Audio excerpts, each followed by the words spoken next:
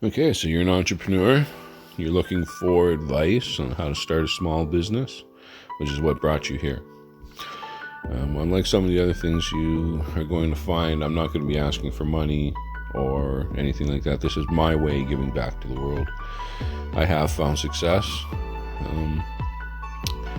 and every day it's a changing thing. And I think the biggest thing is people want success. Even I, when I started this, wanted success. But the definition of success is a vague one, is what is success? Right? When you say you're successful, well, what are you? Do you have a large bank account? Do you have a huge business? Are you attractive and can get all the women? Are you fit? Right? Success has many faces. And what I can tell you is, to me, success is nothing more than accomplishing what you've set out to do. Right? So I'll say that again. Success is nothing more than accomplishing what you yourself have set out to do. So success is something we define for ourselves. So if you think about that for a minute, you yourself have to decide, what is success? Where are you going to be happy with life, with yourself, with your family, right? And that's the real question. So before you start anything, you make sure that you have a well-defined idea of where you want to end up, or you'll be chasing your tail the entirety of your life, right? For us, success was a business. That's just primarily what I'll be talking about, and probably the examples I'll be using. But business was my pinnacle of success. Now, that doesn't necessarily mean that it's always going to go the way you want it to go, and that's the hard part. For me, what I've found is I have my one business that I started with my wife in the art industry. Now, it's a very successful shop. We do very well, but it's still not enough for me. I want my own business, right? I want my own thing. So to me, success, I've achieved the success I set out to do. And now I'm looking just to give back. And I think what I'm going to do is, with this business that I'm starting again for the second time, I'm going to bring people along with me so that they can follow and see how this works.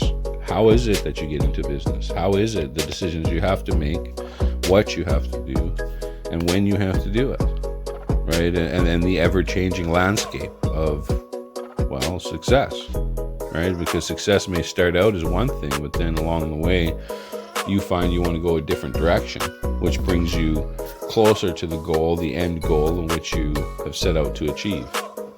So as we do this, it's very important that you follow the steps in the fundamental way. You don't have to do as I do. You don't have to copy me exactly. But there are going to be some fundamental points that you are going to have to do. One of that is probably the most important, is to get a proprietor's license. So what I did is, in the beginning, I chose what I wanted to do, and it wasn't just one thing, it was a few different things. I think I tried fiberglass, did some mechanics, different things, and I found that success is found in something that people need. Right? So what you want to give to the world may not be something that the world really wants. Right? So be prepared for that. I learned that lesson when I went for my first proprietor's license. I had been doing fiberglass. I had gotten a few side jobs in it. And I had thought to myself, well, I'll start a fiberglass business. I did start this business. It would be over a decade ago.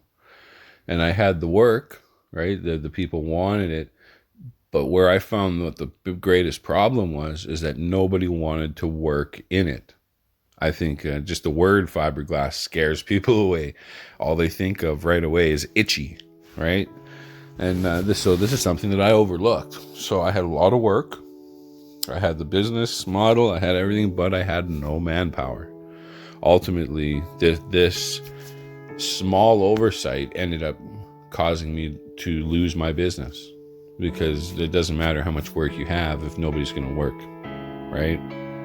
So these are things you learn along the way, and this is why I suggest that you start with a proprietor's license. And it doesn't matter if you're selling mittens out of your living room, right? I'm telling you, the first thing you're going to want to do is you're going to want to go down to a registry office, think of a name that you want your business to be.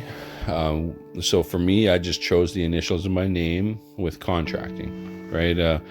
You don't want anything too specific, because it sort of locks you in to one specific thing, right? So my suggestion would be that you pick a name that's sort of generic, like even if you're, say sewing or doing some specific thing right now, you don't want to name the business to link it with that, because then that means that's all you can do, right? You want to keep your proprietor's license, keep it open-ended.